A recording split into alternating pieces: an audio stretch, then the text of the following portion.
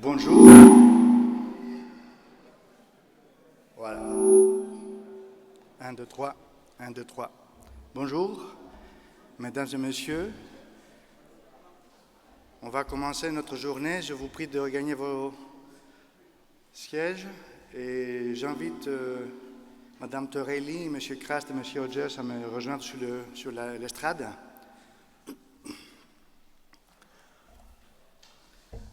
Alors, bienvenue à toutes et à tous. La Fondation Braillard Architectes et ses partenaires vous souhaitent la bienvenue à cette journée de restitution finale des travaux des équipes de la consultation du Grand Genève. Je vous rappelle que c'est une aventure qu'on a démarrée tous ensemble il y a à peu près 3 ans, quand les premières idées ont été esquissées, et que la consultation a vraiment eu lieu, enfin commencé vraiment avec l'appel à projet, l'appel à dossier en juin 2018, la sélection des équipes par le comité de pilotage et le collège d'experts en septembre-octobre 2018, et la première réunion, peut-être vous vous rappelez, on était tous ensemble au pavillon Cycli le 12 décembre de cette même année, ce qui a lancé les travaux de cette équipe sélectionnés que vous allez voir aujourd'hui présenter leurs travaux finaux. Nous avons donc traversé ensemble pratiquement plus que 2 ans et avec, je pense, un bon feeling au départ qu'on était sur la bonne voie sur les questions de la transition écologique et de l'environnement qui, bien sûr, étaient déjà sur l'écran, on va dire, sur nos radars, mais qui ont gagné en importance avec Fridays for Future, avec toute une série de phénomènes et de réactions et d'interactions entre acteurs qui ont occupé le front de la scène, et bien sûr, ça va sans dire, avec l'expérience inédite, inouïe, et dans laquelle on est encore, celle de la pandémie, qui nous a obligés à certainement revoir nos copies, à penser sérieusement sur le futur des villes et des territoires au prisme des évolutions sanitaires et des prospectives sanitaires dans le monde. Et c'est pour cette raison aussi que nous avons demandé aux équipes qui étaient, je vous rappelle, prêtes à présenter en mars dernier, et à revisiter leur travail pendant cette période dont on ne connaissait pas exactement la durée, la période de report, on va dire, de la présentation, pour qu'elles puissent extirper, trouver ce que leurs travaux, disons, signifiaient par rapport à la question sanitaire et les crises globalement. Alors, on a un peu de la chance, on est aujourd'hui sur une fenêtre de temps, on ne sait même pas, peut-être qu'il y aura un peu un confinement avant, peut-être qu'il y aura un après, donc heureusement on arrive à trouver un moment pour se trouver, pour se parler, pour voir ces équipes présenter de vive voix leurs travaux. On attend tous avec beaucoup d'impatience ce moment depuis longtemps, et c'est pour cette raison qu'on a invité aujourd'hui d'abord à présenter une allocution, 3, disons, personnalités qui représentent des partenaires majeurs de notre initiative. Je rappelle que ce partenariat rassemble la Confédération suisse, le canton de Genève, la ville de Genève, le pôle métropolitain de Genevois français, le département de la Haute-Savoie, le département de l'Ain, le conseil d'architecture, urbanisme et environnement de Haute-Savoie, Patrimoine suisse Genève, les services industriels genevois, la Fédération des architectes et ingénieurs de Genève, la Fédération des architectes suisses, la Fédération suisse des urbanistes et sa section romande, la Société suisse des ingénieurs et architectes, l'Association genevoise des ingénieurs géomètres officiels et géomaticiens, l'Association genevoise des ingénieurs, la Fédération suisse des architectes paysagistes, l'Errande genevoise et, last but not least, la Banque Pictet. Donc, c'est un grand consortium qui vous accueille aujourd'hui, et je donne la parole d'abord à Madame Torelli, qui est la collaboratrice personnelle de la directrice générale du Bureau des Nations Unies à Genève. Madame.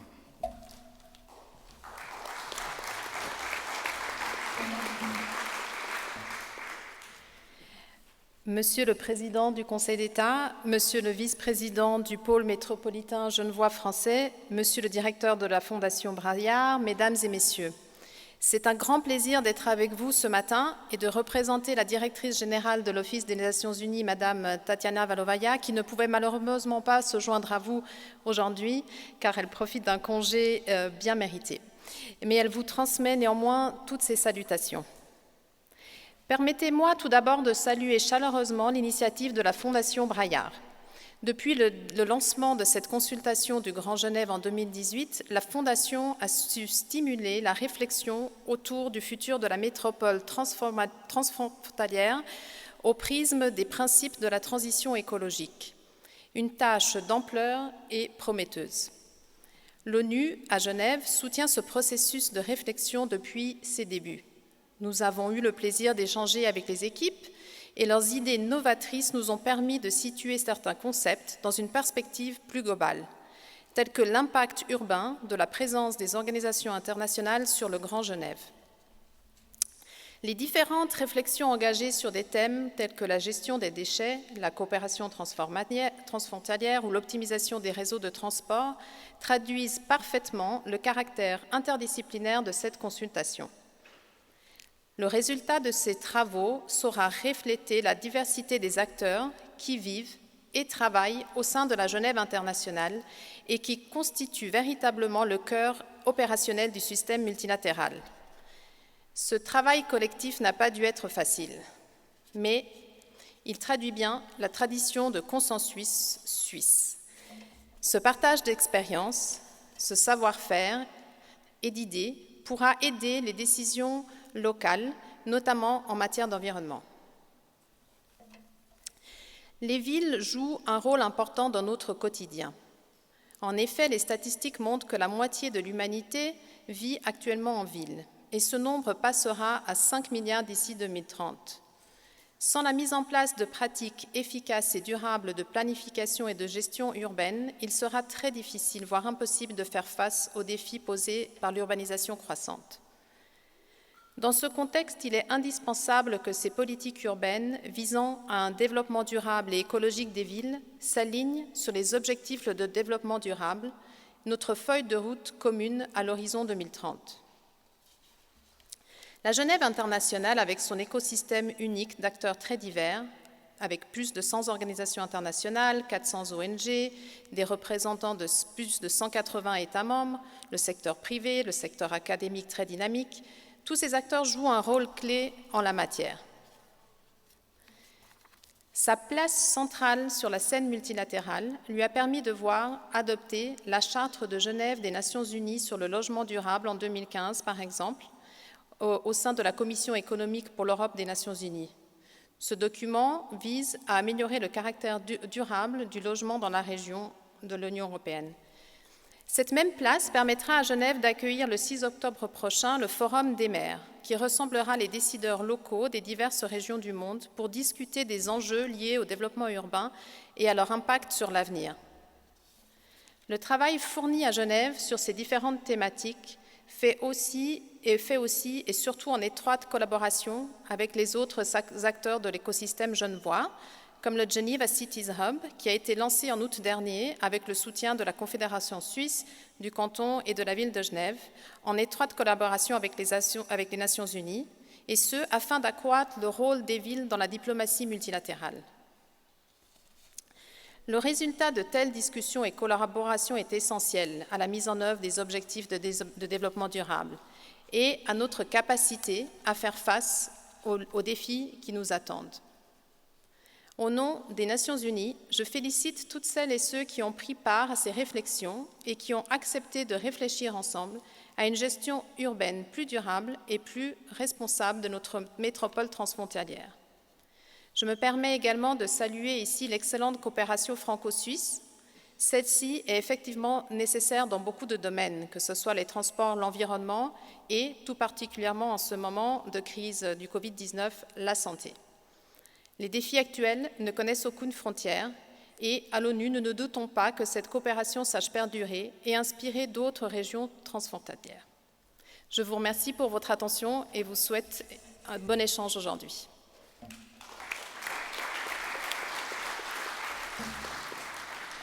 Merci Madame Torelli. Donc je vais passer la parole à Pierre-Jean Craste, président de la communauté de communes du Genevois, troisième vice-président délégué aux finances, aux politiques partenariales et aux projets d'agglomération du Grand Genève. Bien, bonjour à tous. Tout d'abord, je voudrais remercier les organisateurs, M. Manzarias, en premier lieu pour l'organisation de cette restitution qui, peut-être pour vous, est le résultat, enfin, avec des décalages du Covid, changer la copie, mais qui, pour moi, est probablement une opportunité de penser les choses différemment. D'abord, cette étude, lorsque vous êtes venus nous voir en 2017 ou 2018, nous étions tous, côté français et suisse, la tête dans le guidon pour la réalisation des infrastructures de transport du Le Mans Express. Et le premier accueil, je dirais, n'était pas forcément les plus chaleureux, parce qu'on se dit, mais alors qu'on donne tous nos efforts et nos moyens financiers pour réaliser une évolution majeure dans la mobilité, pourquoi prendre du recul et se positionner à 2050 ? Et puis, après réflexion, il suffit de regarder les documents qui ont conduit les politiques communes en franco-genevois, franco-valdo-genevois, notamment celles de la fin des années 90, les chartes des TPR et ensuite les projets d'agglo. On se rend compte que pour réaliser aujourd'hui en 2020 et encore quelques projets dans quelques années, c'est bien 30 ans en avance, en amont, qu'il faut s'y prendre pour pouvoir réaliser ces infrastructures.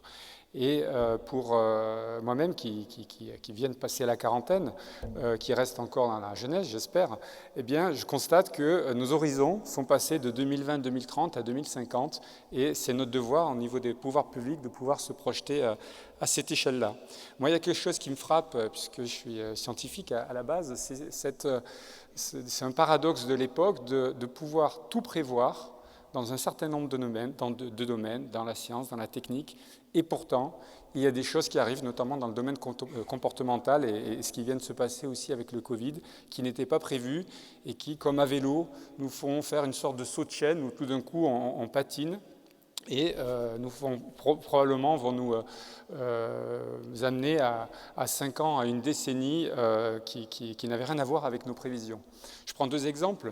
Lorsqu'on imagine les évolutions en pratique de modes doux et de transport en commun, eh bien, un épisode comme celui-ci, qui est tragique au regard de la santé humaine, bien évidemment, en tout cas nous fait progresser en matière de prise de conscience sur les enjeux et nous fait gagner une dizaine d'années de consultation de la population et d'efforts de négociation par l'accélération de mise en place de politiques. Derrière ce paradoxe, je voudrais aussi évoquer un malaise. Un malaise puisque on est, je crois, dans cette salle tous d'accord pour dire qu'on doit s'inscrire dans la transition énergétique à l'horizon 2050 et les résultats qui sont passés dans les 20 dernières années sont essentiellement liés à la technique. La technique, les technologies des moteurs, la technique à la maison, les régulations, les isolations de bâtiments. Et on voit bien qu'avec cette politique technique, on ne peut pas atteindre les objectifs de 2050 qui sont la neutralité carbone. Et puis plusieurs études ont montré qu'à l'horizon 2050, c'est bien les changements de comportement qui auront les effets majeurs avec des scénarios qui font un peu peur en disant on a un capital mobilité de 800 à 1000 km par an avec des évolutions de consommation qui sont absolument contraires aux slogans publicitaires que l'on peut voir. Moi, je ne vois pas beaucoup de slogans publicitaires sur la sobriété. Sobriété, elle arrange pas grand monde. Et pourtant, c'est bien, je crois, l'une des thématiques majeures que l'on verra aujourd'hui. Et ce malaise, il s'exprime aussi très localement, avec un débat qui était important, celui de l'aéroport. Je ne vais pas rentrer dans le détail de l'aéroport, mais c'est quand même assez incroyable comment en 6 mois, on est passé d'un débat sur sa crainte de l'hyperdéveloppement à la crainte à ce qu'il ne redémarre pas et les impacts sur l'emploi et tout ce qui va derrière. C'est ce qui me frappe personnellement de se dire qu'on était vraiment très très loin de ce débat il y a 6 mois et ce qui nous faisait peur finalement aujourd'hui, c'est l'extinction de ce qui nous faisait peur qui nous fait peur aujourd'hui. Derrière ce débat sur la transition énergétique et écologique et la vision dans le XXIe siècle, je pense que vos présentations donnent un boulevard à la ville. Vous l'avez rappelé. Et Madame aussi l'a rappelé sur les différentes dimensions de conception dans la ville. Et pourtant, il y a aussi là un malaise. La ville est en crise de croissance partout. Là où il faudrait construire davantage, différemment, mieux introduire la nature, etc., les habitants ne veulent plus de cette croissance. C'est vrai en France, dans un certain nombre de villes, les élections municipales l'ont montré. Je prends l'exemple de Bordeaux, où un programme de 50 000 logements à X échéance, des grands chiffres, 1 million de mètres carrés, sont des projets qui ont été balayés avec les élections. Et je crois que c'est vrai à Genève, c'est assurément vrai à Genève, peut-être pas forcément dans les mêmes dimensions, mais j'en veux pour preuve ce soir les rencontres du développement qui s'ouvrent à Genève. Et je pense qu'Antonio Hodger s'en parlera aujourd'hui ou ce soir. Donc on a besoin non pas de se projeter dans des projets, mais d'une nouvelle vision commune. Une vision commune à la fois à l'échelle de la ville, puisque la ville c'est l'avenir, vous l'avez rappelé madame, sur les 5 milliards de personnes qui habiteront en ville, et pourtant ce paradoxe avec une population qui ne veut plus de croissance, alors que la croissance des villes existe depuis des millénaires. Moi je voudrais insister sur un second point, puisque je suis français, je représente les collectivités françaises, c'est comment faire coexister dans cette grande région la vision d'une ville suisse, tournée vers l'international, mais qui, comme le disait un élu suisse, M. Guy Métan, est presbyte, dans le sens où la Genève internationale voit très loin, mais ne voit pas son arrière-pays, et puis les effets, ne voit pas assez son arrière-pays et les effets que cela procure. Comment arriver à un projet commun, cette vision dont on a besoin, dont on va s'inspirer, et je serai, avec mes collègues, on sera particulièrement attentifs à ces résultats, pour essayer de rassembler au sein d'une même vision transfrontalière, à la fois la nécessité de travailler avec la ville, ou les villes plutôt, puisqu'il y a plusieurs villes dans cette agglomération, mais aussi travailler ce réflexe de repli sur le micro-territoire, celui de son village, celui de son bassin de consommation. Et c'est là aussi un paradoxe qu'il faudra traiter dans les conséquences de vos restitutions. Merci et bonne journée.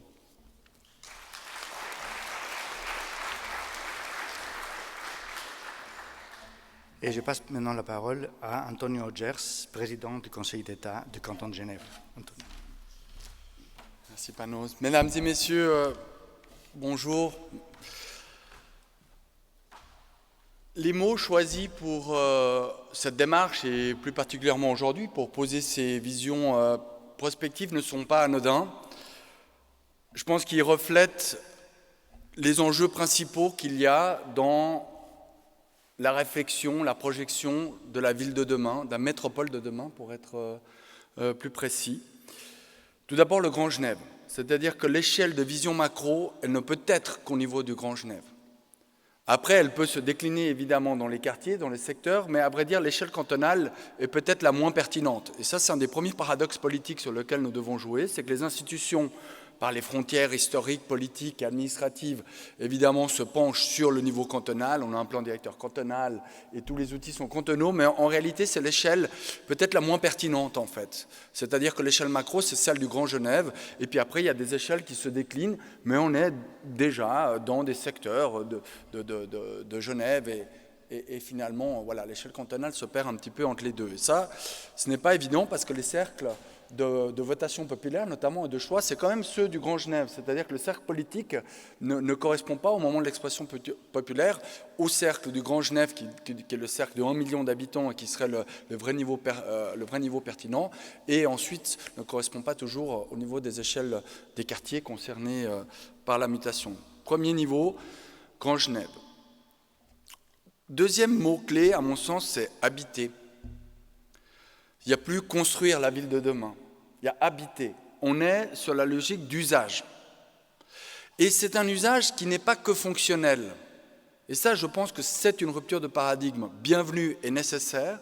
Peut-être que par le passé, on a trop vu la ville et les grands projets urbains de dire on va faire 50 000 logements, tant de millions de mètres carrés de surface d'activité, et ces grandes projections quantitatives qui servaient aussi d'étendard politique pour les élus, eh bien aujourd'hui ne parlent plus quelque part, ne parlent plus, et c'est la notion d'habitat qui parle beaucoup plus. Comment est-ce que je vis dans ma ville, dans mon agglomération, dans mon quartier, à ces différentes échelles, et habiter veut dire bien sûr un aspect fonctionnel, il faut bien se loger, il faut qu'on ait un toit pour se protéger de la pluie, veut dire se déplacer, il faut bien aller d'un point à un point B, consommer, on doit bien faire ses courses, mais c'est aussi toute la vie autre, la vie scolaire des enfants, de crèche, et c'est toute la vie de loisirs, habiter. C'est donc les parcs, la nature en ville, c'est la flânerie, c'est la rencontre avec les voisins, c'est finalement l'occupation de l'espace public. Habiter, ce n'est pas que se loger, en fait. C'est beaucoup plus que cela, et cela implique immédiatement la notion d'espace public. Qu'est-ce qu'on fait dans l'espace public qui nous entoure? Et si on rompt le paradigme que cet espace public doit principalement être dévolu aux fonctionnalités, et notamment celles du déplacement, eh bien, on laissera beaucoup plus de place à d'autres usages qui sont ceux de la convivialité, qui sont ceux du temps de l'échange, qui sont ceux de la rencontre sociale, qui passent notamment dans les quartiers par des espaces publics généreux, je le disais, naturels, et une mobilité apaisée, puisque la mobilité est évidemment un avantage quand on se déplace, mais un inconvénient, une source de nuisance quand on voit les autres se déplacer devant chez nous. Troisième mot très pertinent dans le choix que vous avez fait, c'est ville-paysage.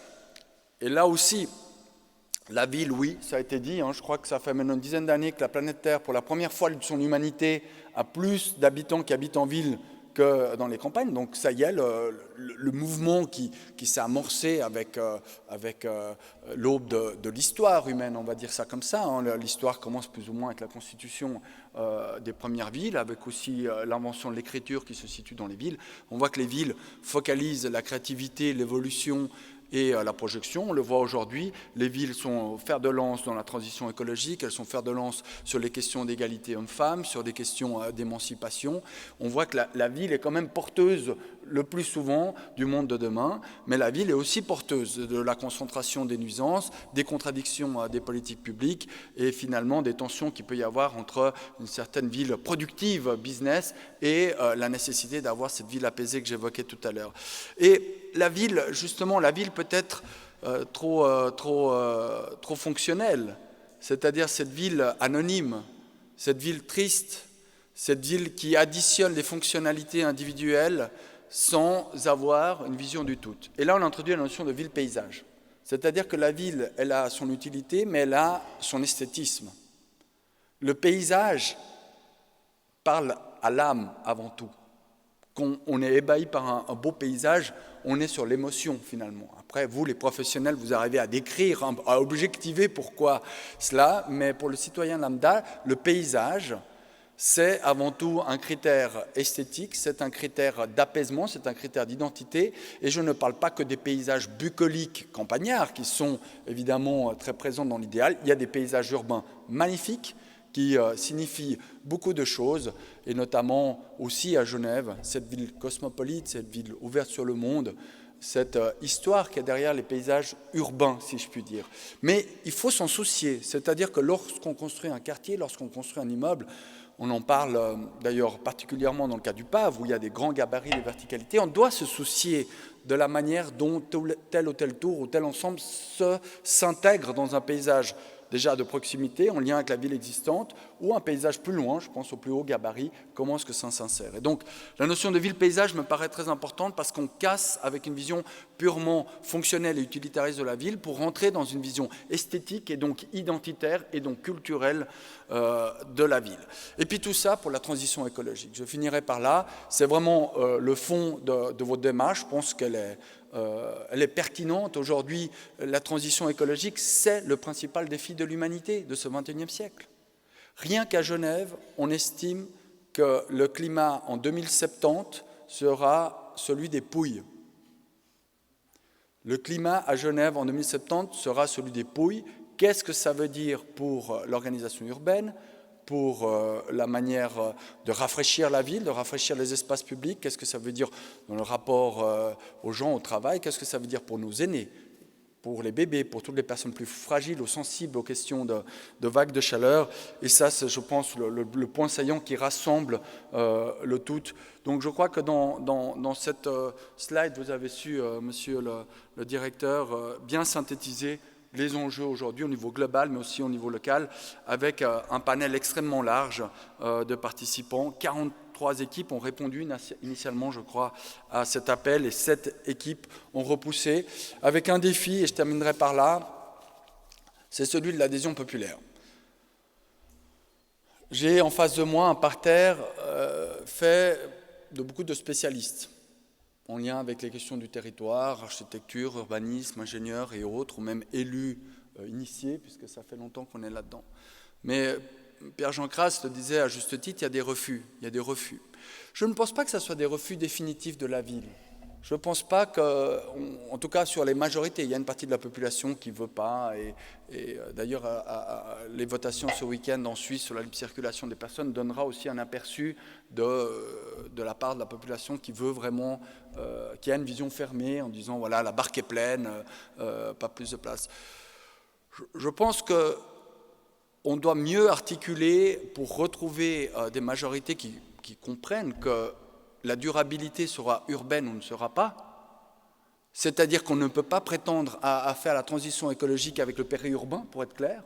Et c'est le modèle que Genève a suivi ces 20 dernières années en exportant en première, deuxième, puis maintenant troisième couronne française, c'est frontalier, soyons clairs, on s'est étalé chez nos voisins, donc on sort de l'espace du débat politique, et ce qui provoque ce paradoxe dans notre agglomération, parce que je pense que si les votations avaient lieu avec le 1 million de personnes qui composent le Grand Genève, je pense que les résultats auraient été quand même assez différents dans les équilibres.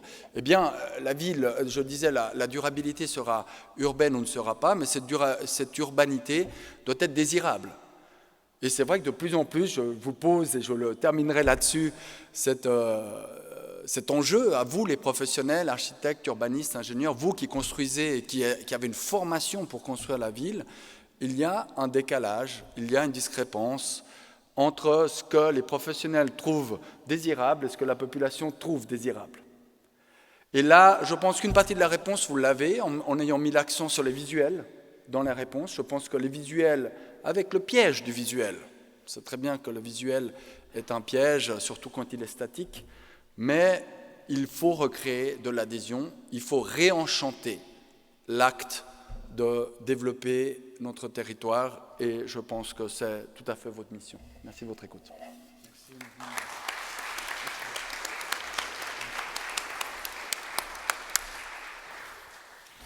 Madame, monsieur, vos remarques et vos mots nous touchent vraiment. Je pense que vous avez su capter certainement au moins les intentions de cette démarche. On va voir si les résultats sont à la hauteur de vos attentes.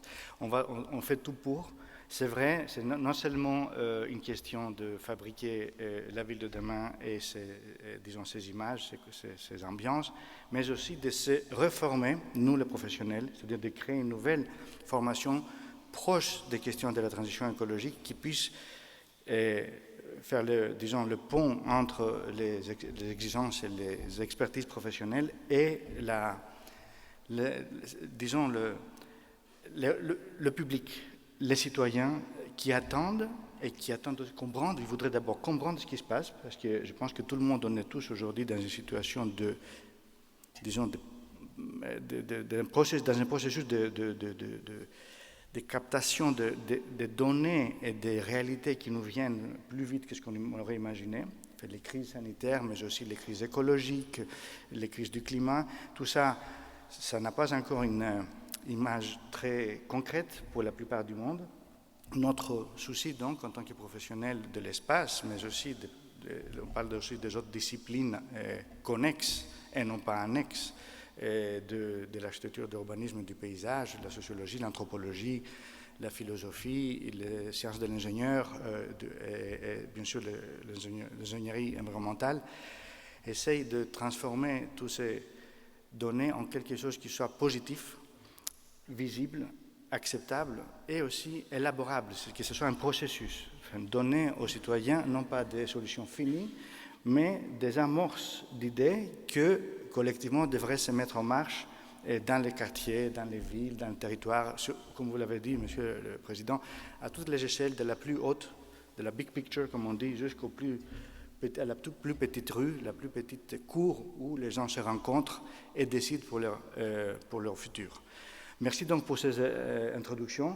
On sait que vous êtes très pressé, donc vous êtes libre à suivre vos activités très intenses de la journée. Et nous, on va tâcher à vous livrer le contenu le plus apte à vous donner des outils et des éléments pour le futur et vos politiques. Merci à vous. Merci.